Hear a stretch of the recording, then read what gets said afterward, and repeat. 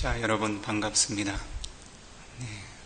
추석 명절에 수행절을 찾아서 이렇게 그 가치 있는 시간들을 보내는 분들이 계셔서 참 보기 좋고 아름답습니다. 지금은 아신판디짜 사야도께서 3달 동안 그 남방 전통의 우한거 집중 수행을 주도하고 계십니다. 그중 매주 월요일, 금요일을 택해서 이 설법자에게 법문을 부탁을 하셨습니다.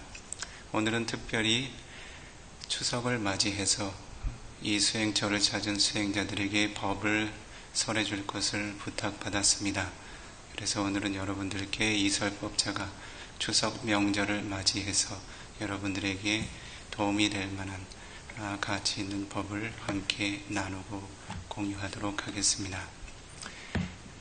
가장 먼저 가지고 계신 유인물을 보시면요, 부처님께 예경 올림이라고 하는 제목과 함께 나모 따사를 시작으로 한 개송이 있습니다. 이와 같은 개송을 시작으로 오늘 여러분들께서 전해 들으시고 그리고 이후에 수행해 나가실 법과 율의 주인이신 존귀하신 부처님께 예경을 올린 이후 2015년 9월 27일 호두마을 위파사나 수행처에서 추석 명절을 맞아 진행되는 특별 법문을 시작하도록 하겠습니다. 나모 타사 바가와토 아라하토 삼마 삼부다사 나모 타사 바가와토 아라하토 삼마 삼부다사 나모 타사 바가와토 아라하토 삼마 삼부다사 높은 예경 받으시고 존중받기 합당하신 알아야 할 모든 법들 올바르게 깨달으신 세존이라 불리우신 저 높으신 부처님께 공손하게 두 손 모아 바른 예경 올립니다. 자, 법회를 진행하기에 앞서 이 법회 공덕이 여법하게 장애 없이 진행될 수 있도록 과거의 훌륭한 전통들처럼 부처님의 공덕을 마음에 새기고 설법자와 청중의 마음을 맑게 만드는 시간을 갖도록 합니다. 파라지카 칸다카 아타카타라고 하는 교학의 전통에 이와 같은 개송이 전해지고 있습니다. 부처님께서 사아승지와 10만 대겁이라고 하는 기나긴 시간들 동안 수많은 생애들을 거치며 닦아오셨던 바라밀의 공덕을 찬탄하는 개송입니다. 특히 모든 존재들의 진정한 의지처가 되기 위해서 자신의 고통, 생로병사라고 하는 고통을 두려워하지 않고 인욕하고 자신이 지닌 모든 가치 있는 것들을 내어주며 훌륭하게 바라밀 공덕을 완성해 나가셨던 그와 같은 공덕이 잘 표현이 되어 있습니다. 우리말 개송으로 여러분들이 이해할 수 있게 법보시를 해드렸습니다. 그 중에 이해하기 어려운 단어가 하나쯤 있을 수 있는데 나타라고 하는 말은 부처님을 지칭하는 다른 말입니다. 나타는 의지할 만한 가치가 있는 이, 의지처가 되는 이를 의미합니다. 그래서 모든 공덕을 구족하게 갖추셨기에 의지처가 되는 이, 그와 같은 공덕을 지닌 부처님을 나타라고 부릅니다.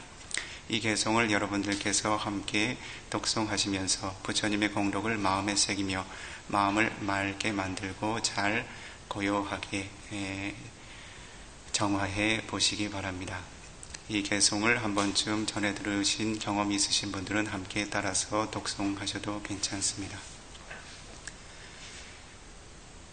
Yokapakotihi apameyang Kalang karonto atidu karani Kedangato lokahitayanato Namo Mahakarunikassa tassa 요나도 수많은 존재들의 행복과 바램들을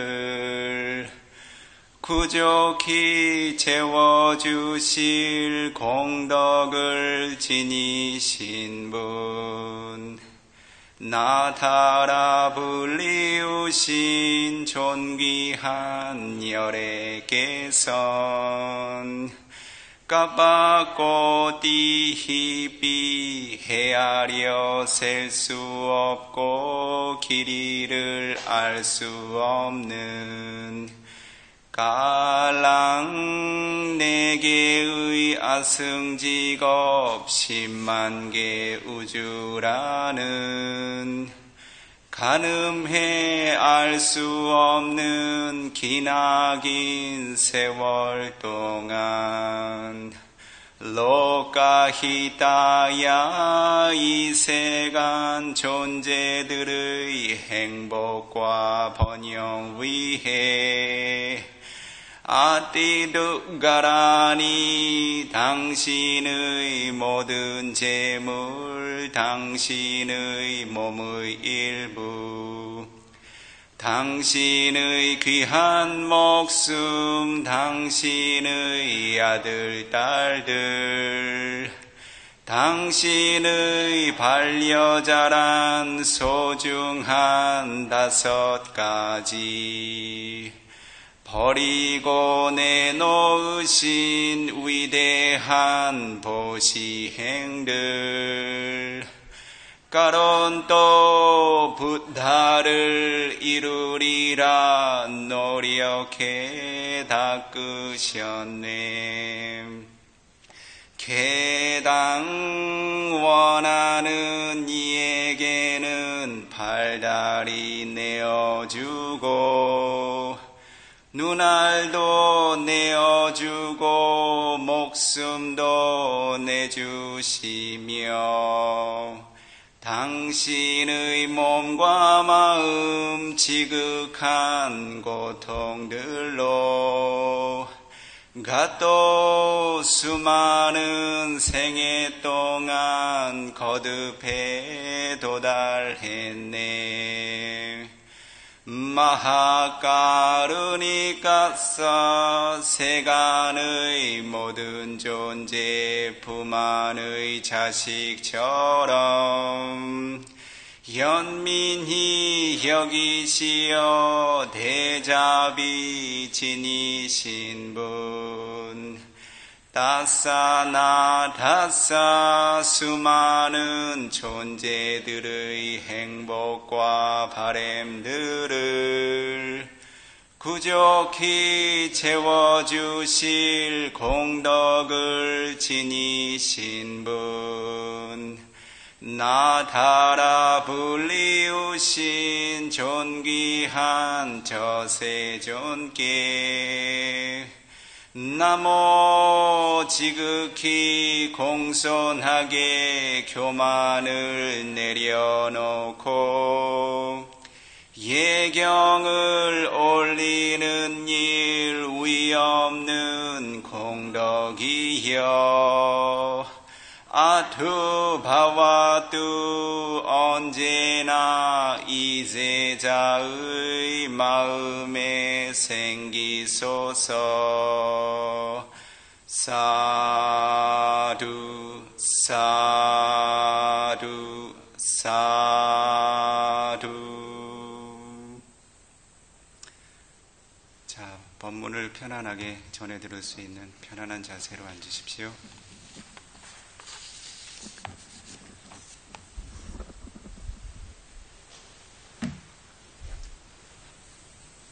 자, 오늘 추석 명절이죠. 예, 명절 음식 많이 드셨습니까? 응? 댁에서 드시던 명절 음식하고 어떻게 다르던가요? 더 낫습니까? 좀 덜합니까? 응? 어떠셨어요?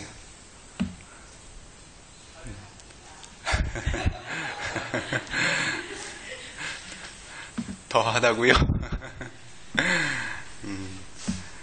자, 그래도 어제 그제인가 그 몇몇 수행자들께서 시간을 내서 그 따로 이제 본인들 수행하는 시간을 그 양보하고 희생하고 이런 음식을 준비한 걸로 알고 있습니다. 예, 그런 이제 자의 마음과 연민의 마음으로 여러분들이 마주한다면 그런 것들이 더 가치 있게 여겨질 것입니다. 그 추석하면 어떠한 의미를 지니고 있나요? 예, 특별히 이제 남방권에서는 이러한 전통은 특별히 두드러지진 않습니다. 추석이라는 명절이요. 그래서 이 설법자도 사실은 그 추석이라는 의미를 정확하게는 알지 못했는데 그 법회를 부탁받고 나서 의미를 잠시 살펴봤더니 가을의 한 중심 그런 의미가 있는 것 같습니다. 한가위라고도 부르죠. 예, 가위라는 말은 그 순수 우리말이라고 합니다. 예, 가운데라는 의미를 지닌 우리말이고 그 한이라는 말은 크다는 뜻이죠. 예, 그래서 이 가을의 한가운데 있는 큰 절기다 해서 한가위라고 부른다고 합니다. 예, 빨리어로는 크다는 말을 마하라고 부르죠. 예, 우리말로는 한이라고 부릅니다. 그리고 또 어떤 말이 있나요? 중추절이라는 말도 있죠. 예, 추라는 말은 그 가을이라는 말인 것 같고요. 중추라는 말은 가을의 한가운데라는 의미가 있는 것 같습니다. 음력으로 8월 15일이기 때문에 이 8월의 한 중심이기도 하고 그리고 우리나라의 계절상 음력으로 12개월을 3개월 단위로 나누면 4절기가 되죠. 그 4절기 중에 또 가운데 달이 8월이라고 합니다. 또 그 8월 중에 중심되는 날이 또 이 한가위, 중추절이라고 합니다. 그래서 가을의 한 가운데 자리 잡고 있는 큰 명절이다 해서 이와 같은 의미를 갖고 있습니다. 그 언어상의 의미는 그렇지만 실제로 내용상의 의미는 어떻습니까? 예전에 우리들이 농경 중심 사회에서 우리들이 선조들이 애써서 경작했던 농작물들을 거두어서 그 소중한 농작물들을 가장 먼저 자신들의 그 조상에게 보시를 올리고 주변 존재들에게 보시의 공덕을 쌓는 그와 같은 좋은 의미를 지니고 있습니다. 그래서 이 추석 명절, 중추절은 우리들 불법의 영역에서는 보시바라밀이라고 하는 다나바라미, 보시바라밀의 공덕을 중심으로 한 좋은 명절이라고 숙고해 볼 수 있을 것 같습니다. 지금은 많은 이들이 농사를 짓거나 그런 그 농업에 종사하지 않습니다. 그러나 지금까지도 그와 같은 전통이 잘 유지가 되고 있는 것은 그 좋은 의미인 것 같습니다. 그래서 이 중추절, 추석에 어떠한 법문이 이 청중들에게 적합할까 생각을 해보게 되었을 때 쿠타카니카야 발리 수타니파타에 전해 내려오는 네 번째 경 까시 마라 드와자 수땅이라고 하는 경이 머리에 스쳐 지나갔습니다. 까시라고 하는 말은 농부라는 뜻입니다. 마라 드와자라는 말은 빨리 경전에서 종종 만날 수 있는데 대부분 인명으로 활용이 됩니다. 그래서 까시 드와자라고 하는 혈통이 있었던 것 같습니다. 그래서 우리들에게 그 성과 가문이 있지요. 그렇죠? 우리들은 최씨 가문 중에서도 어떤 문파, 그와 같은 혈통이 있듯이 부처님 시절에도 이와 같이 자신들의 혈통을 이름에 드러내는 전통이 있었습니다. 마하카사파 존자 같은 경우에는 까사파 집안의 아들이지요. 사리푸타 존자 같은 경우에는 사리라고 하는 지역의 그런 혈족을 지닌 아들이다 해서 사리푸타라고 불렸습니다. 자, 마라드와자라고 하는 혈통을 지닌 어느 한 농부와 부처님께서 주고받으셨던 그 가르침의 개송들을 전하고 있는 경이 바로 까시 마라드와자 수땅이라고 하는 경입니다.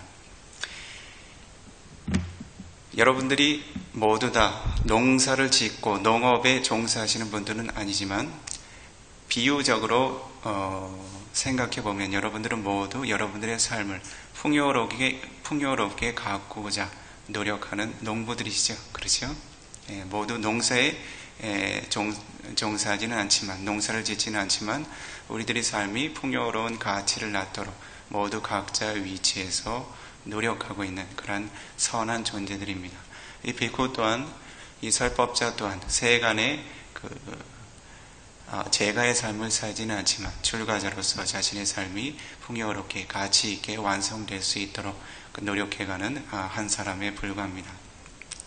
그러한 의미에서 우리 모두가 삶을 경작하는 훌륭하고 성실한 농부라고도 이야기할 수 있겠죠. 그렇습니까? 그래서 이 추석 명절은 어떻습니까? 그런 농부들에게 가장 풍요롭고 마음이 넉넉한 그러한 절기죠. 그렇죠? 자신들이 행해야 할 일들을 충분히 잘 마무리 지어두고 그와 같은 결과물들을 풍요롭게 만족하게 누리는 좋은 절기입니다.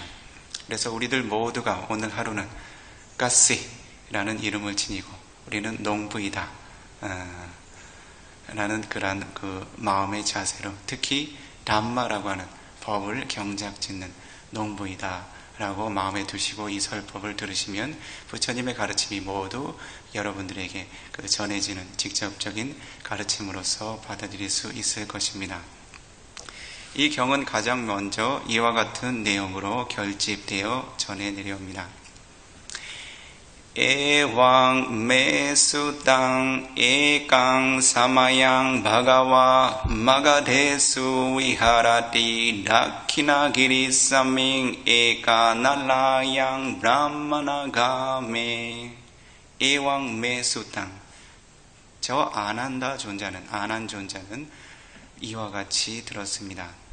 에강 사마양, 어느 한때 바가와 세존께서는 마가데수, 마가다라고 하는 이름을 지닌 지방의 도시국가에, 특히 다키나기리 사밍, 다키나기리라고 하는 지역에 있는 에카날라양, 에카날라라고 불리우는 브라마나가메, 브라만들이 지내며 머무르는 마을에 위하라티, 머무셨다고 합니다. 세존께서 한때 마가다 지방의 다키나기리라고 하는 지역의 에카날라라고 하는 마을에 머무셨다는 기록입니다. 이 마을은 브라마나라고 하는 브라만들이 거주하는 영역이었습니다. 오늘 등장하는 까시 마라드와자라고 하는 인물도 부처님의 가르침으로부터는 아직 생소한 삶을 살고 있는 브라만의 한 사람이었습니다. 그런 때 부처님께서 그 까시 마라드와자에게 다가서시게 됩니다. 부처님께서는 하루 일과를 가장 먼저 어떠한 일로 시작하셨는가 하면 자신께서 지니고 있는 한량하신 연민의 공덕을 온 우주에 펼치셔서 그 연민의 선정이 닿는 존재들, 그들이 지닌 업력과 근기들을 정확히 살피셨습니다. 근기라 하면 그들이 생애 동안 지녀왔던 5가지 인드리야, 힘을 의미합니다. 첫 번째, 그들의 사타, 신심이 얼마나 무르익었는가. 두 번째, 위리야, 정진력이 얼마나 무르익었는가. 세 번째, 사띠, 마음 챙김, 알아차림의 법이 얼마나 무르익었는가. 네 번째, 사마디, 삼매의 공덕이 얼마나 무르익었는가. 다섯 번째, 빠냐, 지혜의 공덕이 얼마나 무르익었는가. 부처님께서는 이와 같이 모든 존재들을 큰 연민심, 마하가루나라고 하는 대연민심의 선정에 입정하신 이후에 그 존재들이 지닌 그 근기를 살피셨습니다. 모든 존재들이 삼사라 윤회의 고통에서 벗어나지 못했기에 부처님께서는 그 모든 존재들을 연민의 대상으로 삼으셨고, 단지 그 대상들을 연민의 주제로만 삼으신 것이 아니라 나 열애가 사성제 법을 설해서 어떻게 삼사라 윤회의 고통으로부터 그들을 구제할 수 있을까라는 특별한 지혜와 함께 또 그 존재들을 살피셨습니다. 그래서 부처님의 이와 같은 특별한 연민과 지혜의 공덕에 그들의 무르익은 바람일의 공덕이 드러나게 되었을 때 부처님의 하루 일과가 결정이 됩니다. 그 존재에게 다가서서 나 열애가 법을 설할 것이다 라고 이와 같이 마음의 결정심을 세우시게 됩니다. 경에서는 주석서의 가르침에서는 부처님께서 이와 같이 매일 아침에 행하셨던 그러한 일과를 크고 위대한 연민심의 그물을 온 우주에 펼치신다라고 그와 같이 서술해 두었습니다. 그래서 우리들 모두가 그 당시에는 어떠한 생을 살고 있었는지 잘 기억할 수는 없지만 부처님께서 펼치셨던 연민심의 그물에 단 한 사람도 벗어나지 못하고 다 포함이 되었었습니다. 그런데 왜 우리들은 그 당시에 열반과 해탈을 이룰 수 있는 부처님의 설법을 직접 부처님의 면전에서 전해 듣지 못했습니까? 무엇 때문입니까? 그물에 구멍이 나서 그렇습니까? 어떻습니까? 우리들의 바람일의 공덕이 아직 성숙하지 못했기 때문에 그랬겠지요. 그렇죠? 우리들이 이와 같이 훌륭한 법을 전해 듣고 근면하게 수행해 나가는 이유는 그와 같은 바람의 공덕을 성숙시켜서 우리 또한 삼사라 왓다 두카토, 삼사라 윤회의 고통으로부터 벗어날 수 있는 그런 조건을 만들기 위함입니다. 그날 아침은 이까시 마라 두아자라고 하는 농부가 그 부처님의 대연미심의 그물에 딱 걸렸습니다. 그래서 부처님께서 그날 하루는 이 농부에게 가서 법을 설하리라 라고 마음을 먹으셨습니다. 그 농부는 때마침 어떠한 일을 하고 있었는가 하냐면, 경의 기록에는 이와 같이 언급이 되어 있습니다. 500개의 쟁기를 소에 걸어두고 막 밭을 가려고 준비하고 있었다고 합니다. 보통 남방권의 그 농경 문화를 보면 쟁기를 소 한 마리가 끌지 않습니다.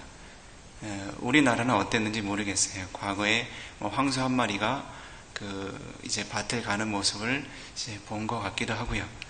그런데 남방권의 전통에서는 땅이 더 적박해서 그런지 모르겠는데 꼭 소 2마리가 쟁기 하나를 끕니다.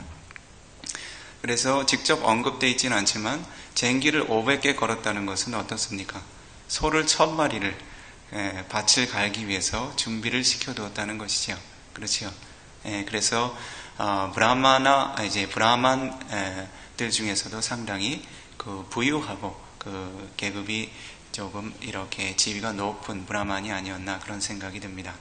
이와 같이 자신이 밭을 가려고 그 만반의 준비를 해두고 많은 농부와 일꾼들과 그리고 이제 많은 황소와 쟁기들을 준비해두고 밭을 가려고 하던 찰나에 그들이 이제 그 점심 참을 먹을 때가 돼서 점심 참을 준비하려는 그런 찰나에 부처님께서 가사와 바루를 챙겨 드시고 그 장소로 다가서셨습니다. 마치 우연히 탁발을 나온 수행승처럼 이 농부에게 다가서서 멈춰 서셨습니다. 아따사 코가시 바라 두아조 브라마노 바가완땅 빈다야 티땅. 이와 같이 가시라는 이름을 지닌 가시 바라 두아자라는 이름을 지닌 그 농부는 부처님께서 탁발을 받기 위해서 자기 앞에 서 있는 것을 보았다라고 언급이 되었습니다. 디스와나 바가완땅 이따다보자. 바가완땅 세존을 디스와나 보고 나서 에따 다보자 이와 같이 말하였다고 합니다. 뭐라고 말했겠습니까? 여러분들 같으면 뭐라고 말하시겠어요? 이제 농사를 제대로 한번 지어보려고 많은 일꾼들과 소들을 준비해두고 이제 든든하게 그 배를 채워두려고 참을 준비해두고 이제 있는 그 상황에서 그 거식 탁발을 하는 사문이 한 사람 다가왔습니다. 뭐라고 이야기하시겠습니까? 자, 그 농부는 이와 같이 이야기하였습니다. 아항코 사마나 가사미자 와바미자 가시두아자 와비두아자 분사미 사마나 사문이요. 그 브라마는 그 부처님의 존재를 알지 못했습니다. 그저 유행 수행을 하고 걸식 탁발을 하는 한 사람의 사문 정도로밖에 인식하지 않았습니다. 사마나 사문이요. 아항 나는 까사미자 와바미자 나는 농사를 짓기도 하고 밭을 갈기도 하고 씨앗과 곡물을 심기도 한다. 까시두아자 밭을 갈기도 하고 와비두아자 씨앗을 뿌리고 작물을 재배하기도 해서 분사미 이와 같이 내가 획득한 음식을 먹고 마신다. 똥비 사마나 가사수와 와파수자 가사수자 와파수자 가세두아자 와비수아자 분자수디 내가 이와 같이 애써서 농사를 지어서 음식을 먹는 것처럼 그대 사문이여 그대도 밭을 갈라 그대도 씨를 뿌리고 농사를 지어서 먹도록 하라라고 그렇게 훈계를 합니다. 어떻습니까? 자신이 생계를 유지하기 위해서 이와 같이 애써서 노력해서 밭을 갈고 씨를 뿌리며 노동을 하는 이에게 그와 같은 노동의 대가를 치르지 않고 거저 와서 걸식 탁발을 하는 이가 고운 시선으로 보여졌겠습니까? 그렇지 않겠지요? 이와 같이 그 훈계를 하였을 때 부처님께서는 그와 같은 훈계에 따로 반응하지 않으시고 이와 같이 답변하셨습니다. 아함피코 브라마나 가사미자 와파미자 가시두아자 와비두아자 분사미디 브라마나 브라만이요 아함피코 나 또한 가사미자 와파미자 밭을 갈고 씨앗을 뿌린다. 가시두아자 와비두아자 분사미디 나 또한 밭을 갈고 씨앗을 뿌리며 경작하며 먹는다라고 이와 같이 답변을 하였습니다. 그러한 때 그 농부가 의아하겠죠. 그렇죠? 겉모습을 보아서는 농사를 지을 만한 모습이 아닌데 어떻게 밭을 갈고 경작을 해서 자신도 이와 같이 생계를 유지한다고 말하고 있는가?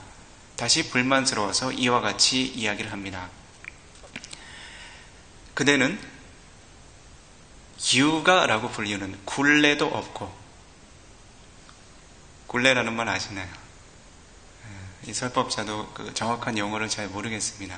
멍해라고 해야 될지 굴레라고 해야 될지 정확하게 설명을 하면요 가끔 경에 유가라고 하는 말이 나오는데 유가라는 말은 실제로 결속한다는 의미를 지니고 있습니다. 특히 농부들이 사용하는 그와 같은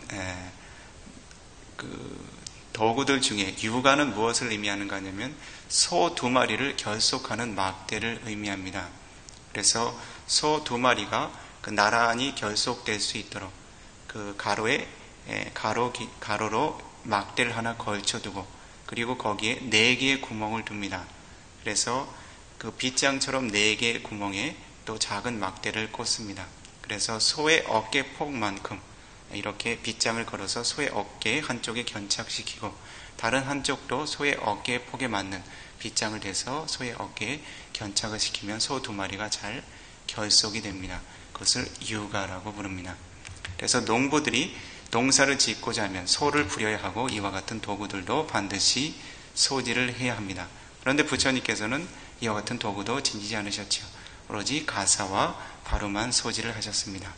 그리고 또 난갈랑와 쟁기도 그대는 갖고 있지 않다. 그리고 팔랑, 쟁기 날도 가지고 있지 않다. 여러분들이 그 경의 가르침을 이해하기 위해서 오늘은 잠시 농부가 되어봅니다. 이 설법자도 농사꾼 출신이 아니라서 잘 이해가 안 가서 여러 가지 사전도 좀 찾아보고 하고 난 이후에야 좀 의미가 이해가 갔던 기억이 있습니다. 난갈랑 쟁기라고 하는 것은 소가 그 밭을 갈기 위해서 소 뒤에 이제 그 막대를 하나 결속을 시켜서 그 길고 이제 무거운 그런 이제 가로 막대를 하나 땅에 내려놓습니다. 그것을 이제 쟁기라고 표현을 했어요.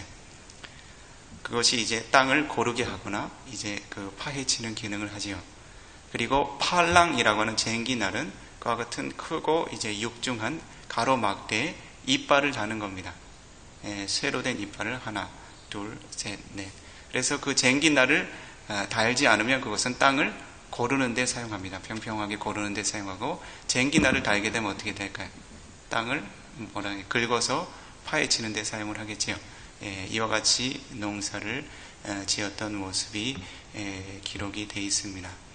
특히 이제 그 위에 사람이 올라타는 그런 형상이 되어 있어요. 그래서 사람의 하중으로 땅이 충분히 골라질 수 있도록 사람이 손으로 잡을 수 있는 그런 끈과 지지대도 있습니다. 어느 정도 그림이 그려지시죠? 그래서 부처님께는 이와 같이 굴레, 멍에도 없고 소를 결속할 수 있는 굴레도 없고 쟁기도 없고 쟁기날도 없고 그리고 빠짜낭, 소를 다룰 수 있는 채찍도 없고 그리고 말리바떼, 그리고 그 논을 갈 수 있는 그런 힘 있는 소도 없고 그대는 이와 같이 가진 것이 아무것도 없는데 어떻게 그대는 나에게 나도 밭을 갈고 농사를 짓는다, 밭을 갈고 농사를 지어서 먹는다라고 이야기할 수 있는가라고 반문을 하게 됩니다. 그런 때 부처님께서 이와 같이 개송으로서 답변을 하시게 됩니다. 사타 비상 타포 부티 파냐메 휴가 난갈랑 히리 이사 마노 요땅 사티메 팔라 빠짜낭.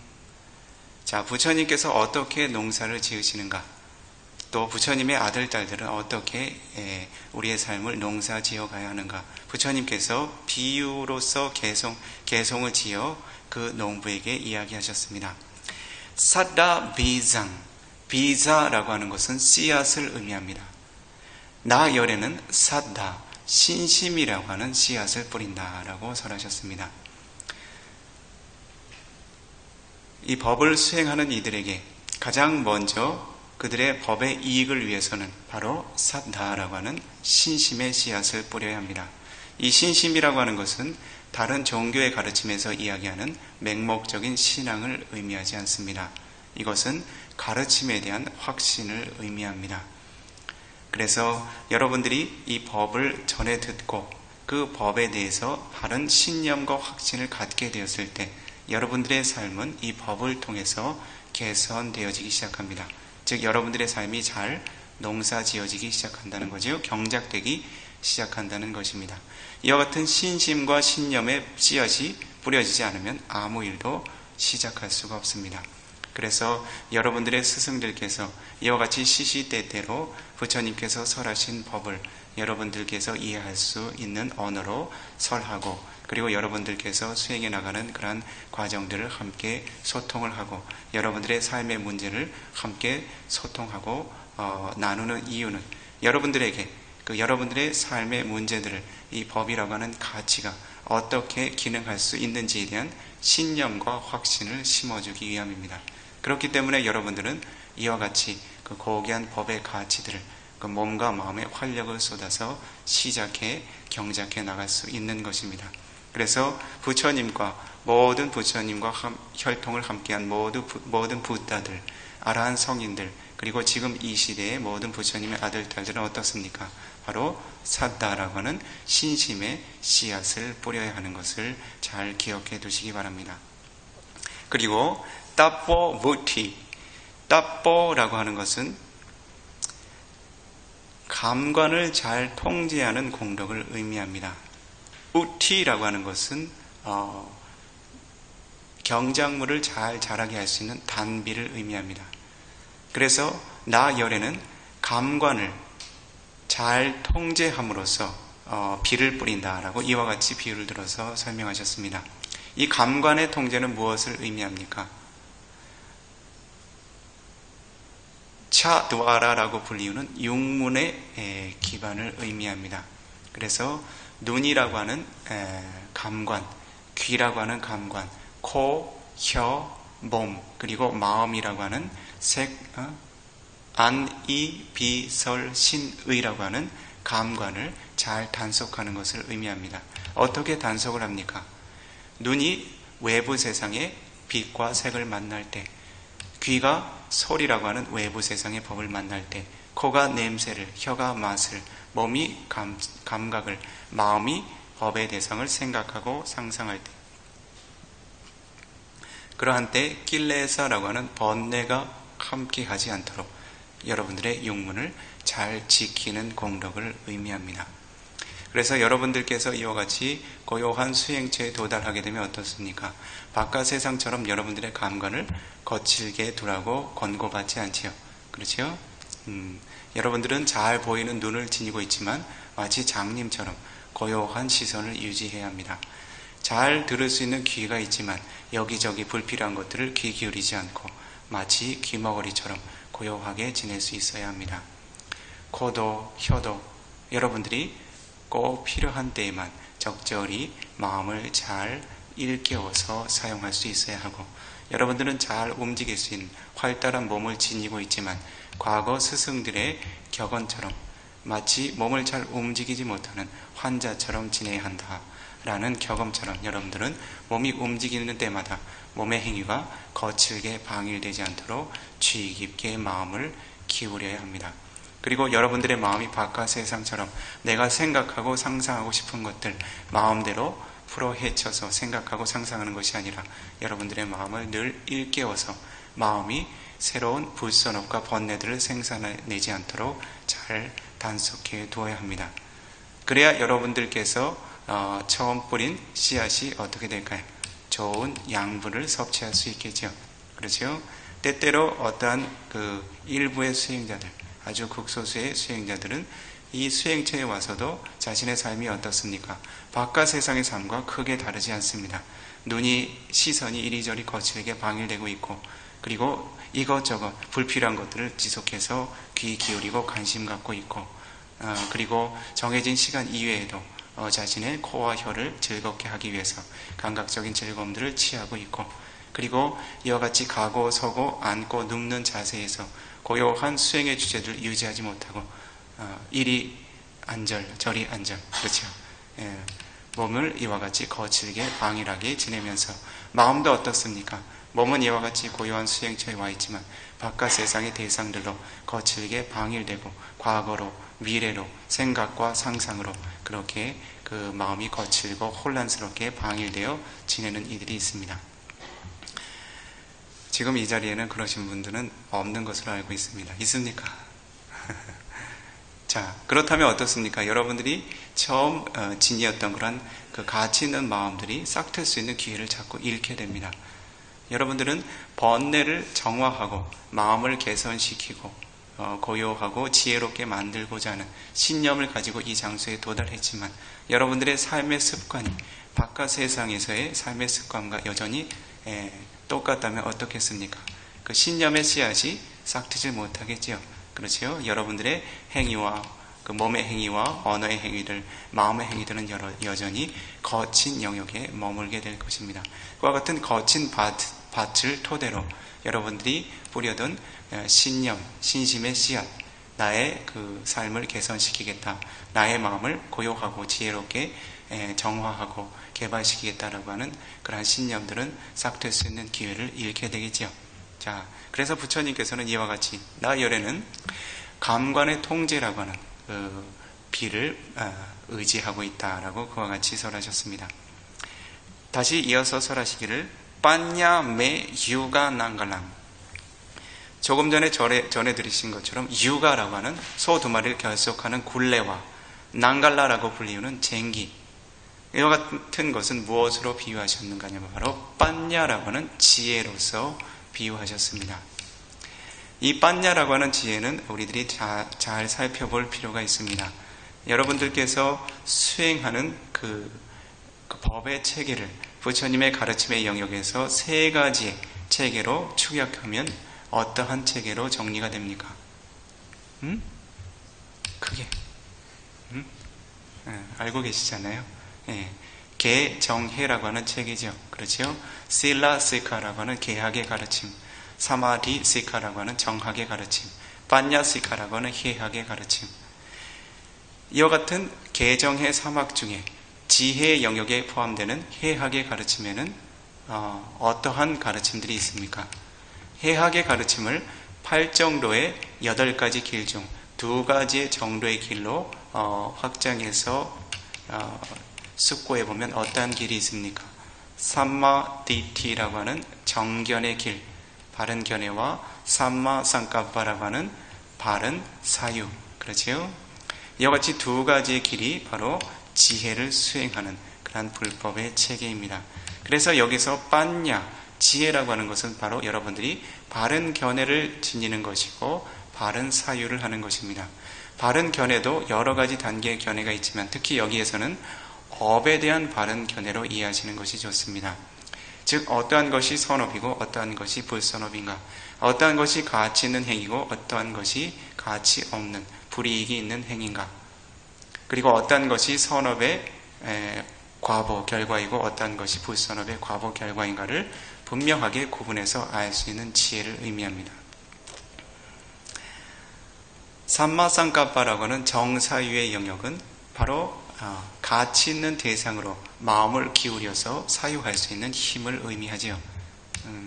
그래서 소가 그 자신의 어깨에 짊어지고 있는 멍에와 그리고 그것에 결속되어 있는 쟁기를 끌고 간다는 것은 무엇을 의미합니까? 바로 밭을 가는 행위에 앞서 가장 먼저 무엇이 선행되어야 한다는 것을 의미합니까? 지혜가 선행되어야 한다는 것을 의미하지요. 그렇죠? 자, 여러분들이 일부의 수행자들이 들어본 경험이 있습니다. 여러분들이 개발해 나가야 할 위파사나의 지혜 단계 중 가장 근간이 되는 위파사나의 본 지혜를 후원하는 2가지의 지혜가 있습니다. 첫 번째 어떠한 지혜가 있습니까? 감마 사카타 사마디티, 업과 업의 결과에 대한 정견. 그렇죠? 그와 같은 지혜를 여러분들이 획득한 이후에 그 다음은 나마 루파 파리체라 니아나, 물질과 정신 현상을 구분해서 아는 지혜를 획득해야 합니다. 그래야 여러분들은 삼마사나 니아나라고 하는 무상고 무아를 통찰할 수 있는 영역으로 여러분들의 지혜가 한 단계 전향되어 진행이 됩니다. 그래서 여러분들이 가장 먼저 수행자로서 지녀야 할 그 지적인 자질이 어떤 자질이라고요? 업에 대한 바른 이해. 그렇죠? 이와 같은 업에 대한 바른 이해가 있어야 여러분들의 개정해 사막의 그런 훈련들이 바르게 시작이 됩니다. 계행의 가치는 어떠한 선업의 이익이 있는지, 계행을 어기게 되었을 때 어떠한 불선업의 불이익이 있는지, 그렇죠? 삼매를 이루는 이익은 어떠한 이익이 있는지, 대상을 관찰하여 마음을 고요하게 만들고 그 대상에 마음이 온전하게 깨어있는 이익은 무엇인지, 그 과보는 어떠한 형식으로 드러나는지, 그렇죠? 그와 같은 이익이 있어야 여러분들이 수행을 처음 시작할 수 있는 기반이 생겨나겠죠. 그렇죠? 그래서 이와 같이 그 소의 그 소 2마리의 어깨에 견착이 되고 그 쟁기나를 직접 이끌어가는 그 쟁기의 기능을 하는 것이 바로 빤냐라고 하는 지혜가 선행이 되어야 한다는 것입니다. 삼마상카파, 정사유는 무엇을 의미합니까? 정사유는 올바른 사유, 다시 이야기하면 바른 대상을 향할 수 있는 힘을 의미합니다. 다시 이야기하면 여러분들이 이와 같이 그 업과 업의 과보에 대한 바른 이해가 생겨났을 때 여러분들의 마음은 어떠한 지혜로 이끌립니까? 선업의 법으로 마음이 향하도록 늘 지혜가 이끌게 되죠. 그렇죠? 그러한 때 선업의 법적으로 향할 수 있도록 선업의 법을 거듭거듭 마음에 새겨서 사유할 수 있도록 돕는 것이 바로 삼마상카파, 정사유의 기능입니다. 그래서 여러분들이 이와 같은 수행처에서 지낼 때는 어떻습니까? 여러분들께서 지니게 된 수행의 주제적으로 거듭거듭 마음을 향하도록 이끌어주는 기능이 바로 삼마상카파, 정사유의 기능입니다.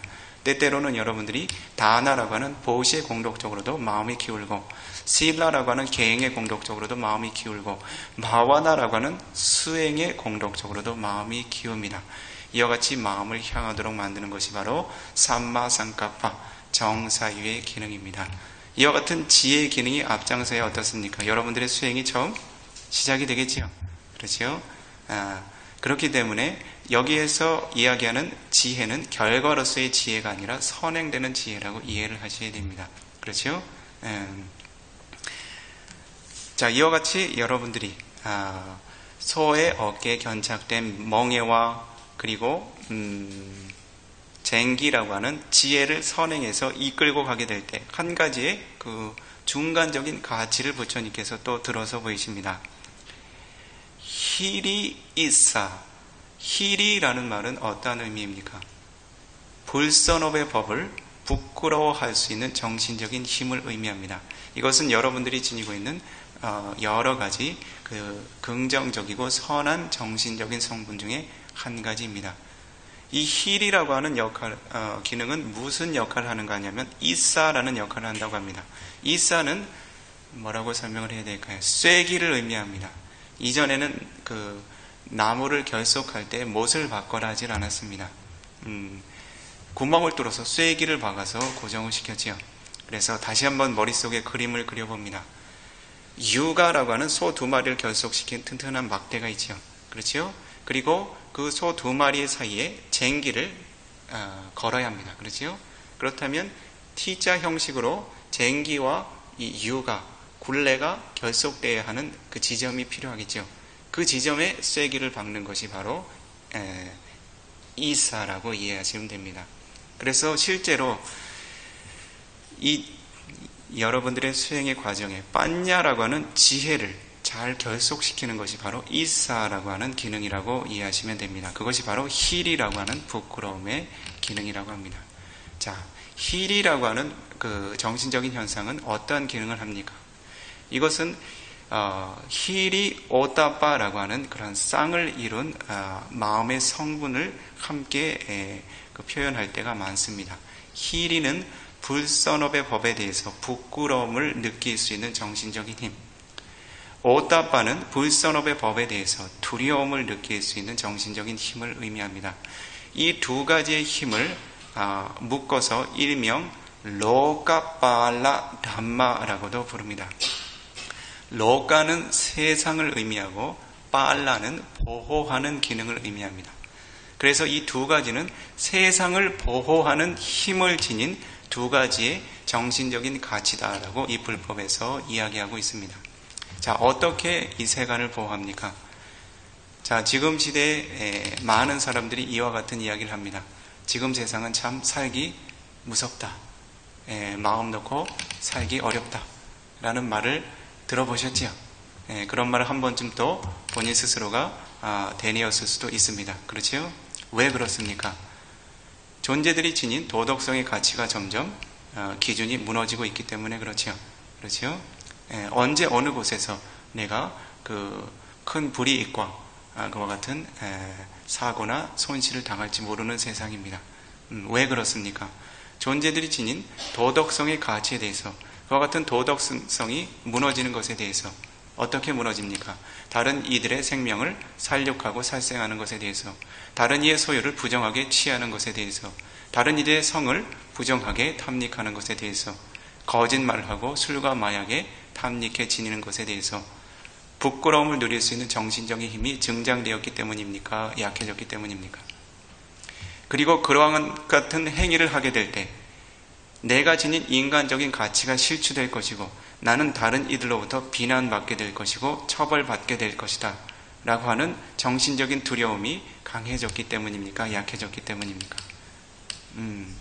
서슴없이 살욕을 행하고 서슴없이 다른 존재의 소유를 자신이 원한다면 거리낌 없이 부정하게 취하고, 서슴없이 자신이 원한다면 다른 이성을 자신의 감각적인 욕망을 채우는 놀이개로 삼고, 그리고 서슴없이 자신의 이익을 위해서 사실이 아닌 말들, 거짓된 말들을 행하고 그와 같은 즐거움에도 만족하지 못하고 술과 마약에 취해서 자신의 삶을 도덕성의 가치로부터 점점 멀어지도록 자신의 삶의 가치를 실추시키는 이와 같은 흐름들이 전반적으로 더 많이 드러나고 있다는 것입니다. 어떠한 가치가 실추됐기 때문입니까? 바로 히리 오다바라고 하는 불선업과 악행에 대해서 부끄러움과 두려움을 느낄 수 있는 정신적인 힘들이 결여되어 가고 있기 때문입니다.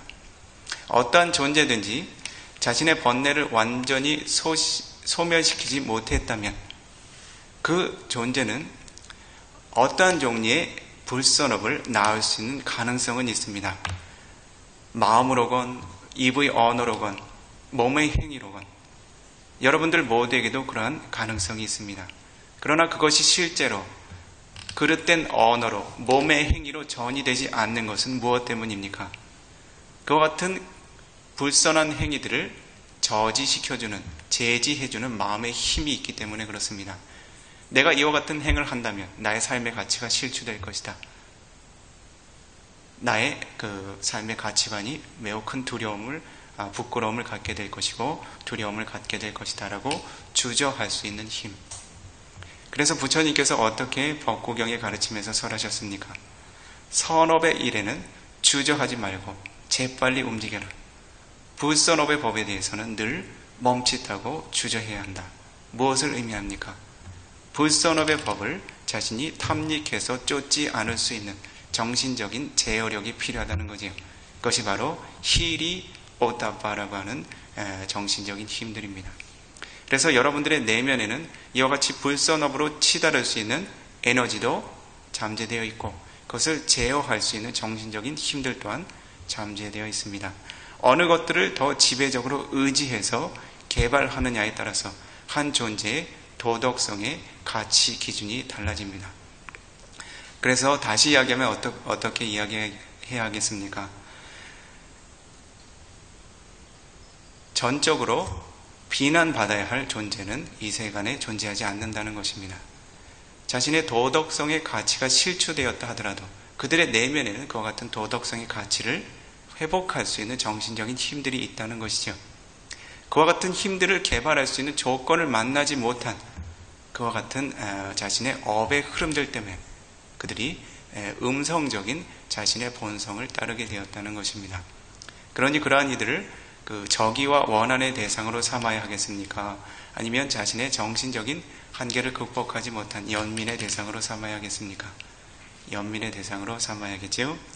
자, 이와 같이 부처님께서는 히리라고 하는 가치, 즉 불선업에 대해서 부끄러움을 알 수 있는 그와 같은 가치들이 이 지혜를 결속할 수 있는 쐐기라고 설명하셨습니다.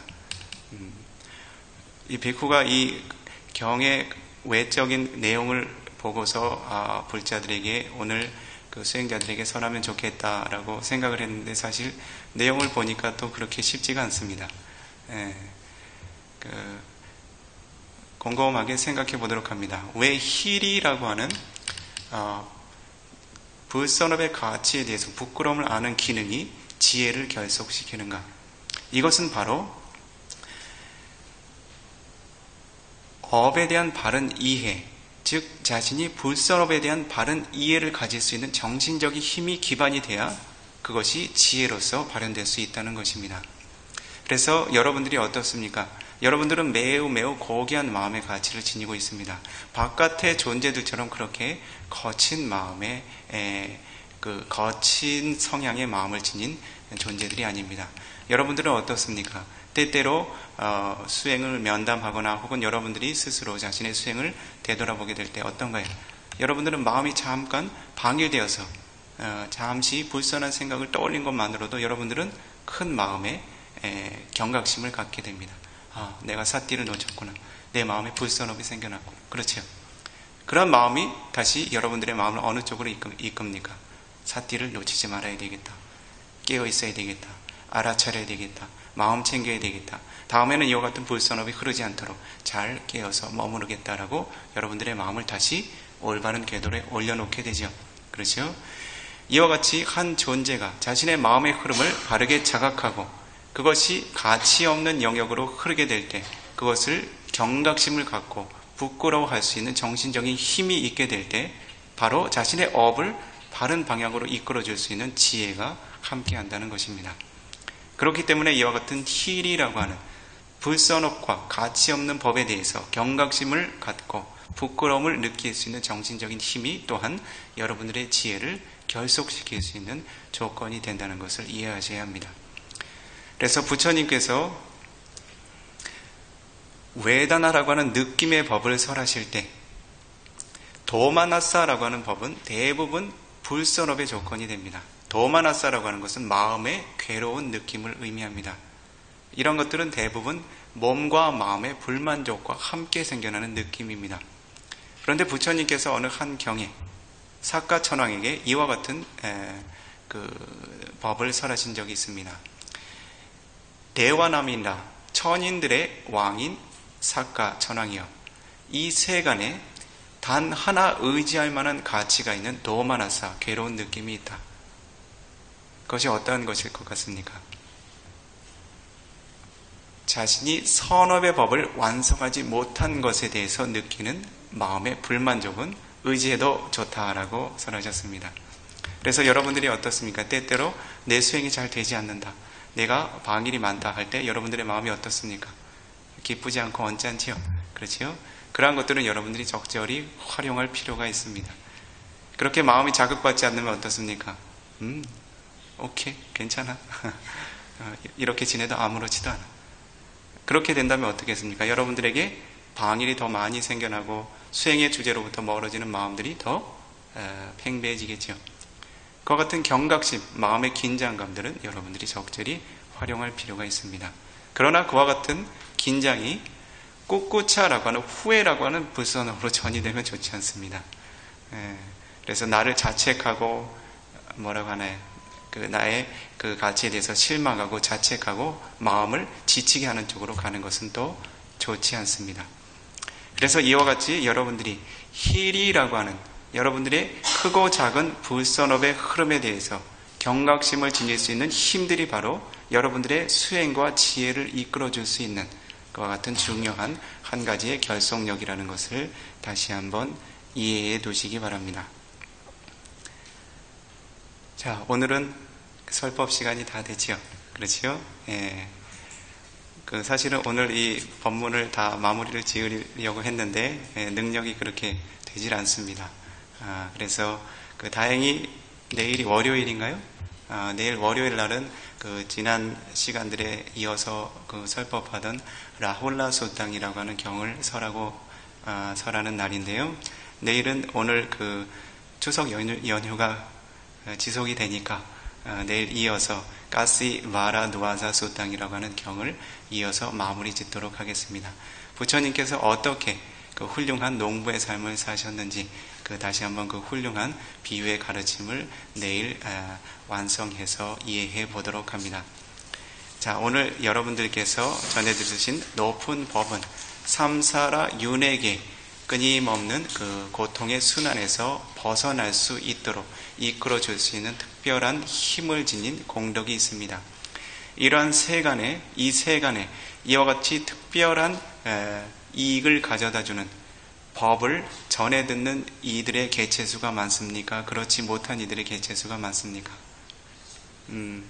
이와 같이 바른 법을 전해 듣지 못한 이유로, 수행하지 못한 이유로 우리들 또한 어떻습니까? 헤아릴 수 없는 많은 생애들을, 삼사라 윤회계의 많은 생애들을 통해서 거듭되는 몸과 마음의 고통과 생로병사의 고통들을 경험해야 했죠. 그렇죠? 자, 지금 우리들이 겪어야 할 그와 같은 고통들은 완전히 종식되지는 않지만 우리들에게는 아주 큰 가능성이 주어졌습니다. 그렇죠? 그것을 종식시킬 수 있는 모든 고통의 흐름들을 종식시킬 수 있는 훌륭한 법을 여러분들의 훌륭한 스승들로부터 그리고 전해받고 있고 수행해 나가고 있는 그와 같은 훌륭하고 가치 있는 기회를 만났습니다. 이 세간에는 그와 같은 기회를 갖지 못한 이들이 지배적으로 많습니다. 이 세간에는 마하바타위라고 하는 큰 대지의 성분이 있습니다. 그것을 여러분들의 손톱 끝에 한 줌 들어 올리면 그 양이 많습니까? 적습니까? 이와 같이 적고 희박한 것처럼 이 법의 가치를 전해 듣고 수행할 수 있는 바라밀 공덕을 지닌 이들은 이 마하바타위라고 하는 큰 대지의 성분 중 여러분들의 손톱 위에 작게 올라와 있는 흙의 양처럼 매우 희유하고 희박한 공덕입니다. 그러니 여러분들은 그와 같은 공덕들에 대해서 기뻐하고 만족하실 만하겠죠. 그렇죠? 그리고 동시에 어떤 마음을 지녀야 되겠습니까? 그와 같은 조건을 만나지 못한 많은 존재들에 대해서 연민심을 또한 지니실 수 있으셔야 되겠지요. 그래서 여러분들께 법보시 해드린 독송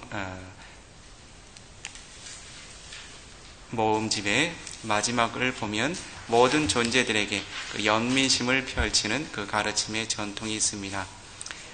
이와 같이 여러분들이 전해 듣고 수행해 나가는 바르고 높은 법을 전해 듣지 못하고 수행할 기회를 만나지 못한 모든 존재들에게 여러분들이 지닌 가장 훌륭한 연민의 마음을 여러분들의 가슴 속으로부터 모든 존재들에게 3번 펼치신 이후에 오늘 2015년 음력 8월 15일 한가위 추석을 맞이해서 설해졌던 첫 번째 법문을 마무리 짓도록 하겠습니다. 두카 빠따짜니 두카 바야 빠따짜니 바야 소카 빠따짜니 소카 혼두 사베 비바니노 고통받는 모든 존재 고통에서 벗어나길 위험 처한 모든 존재 위험에서 벗어나길 근심 있는 모든 존재 근심에서 벗어나길 두카 빠따짜니 두카 바야 빠따짜니 바야 소카 빠따짜니 소카 혼두 사베 비바니노 고통받는 모든 존재 고통에서 벗어나길 위험 처한 모든 존재 위험에서 벗어나길 근심 있는 모든 존재 근심에서 벗어나길 두카 빠따짜니 두카 바야 빠따짜니 바야 소카 빠따짜니 소카 혼두 사베 비바니노 고통받는 모든 존재 고통에서 벗어나길 위험 처한 모든 존재 위험에서 벗어나길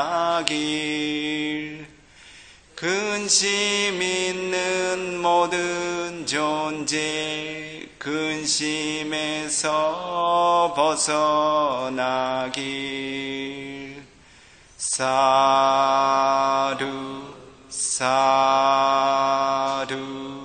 사두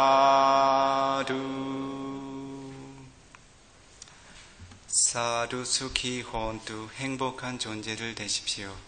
두카 무짠투 수키 혼투 모든 고통의 조건에서 벗어나 평화롭고 행복한 존재들 되십시오. 니빠나사 빠짜요 혼투 이와 같이 바른 법을 공손하게 전해 들으시고 바르게 수행해 나가시는 높으신 공덕들이 모든 뜨겁고 위험한 번뇌의 흐름들 완전히 마르고 다해 어떠한 고통과 위험도 없는 니바나 열반으로 향할 수 있는 분명한 조건이 되어주기를 기원합니다. 사두 사두 사두. 자, 평화롭고 행복한 마음으로 수행의 공덕 이어가시기 바랍니다.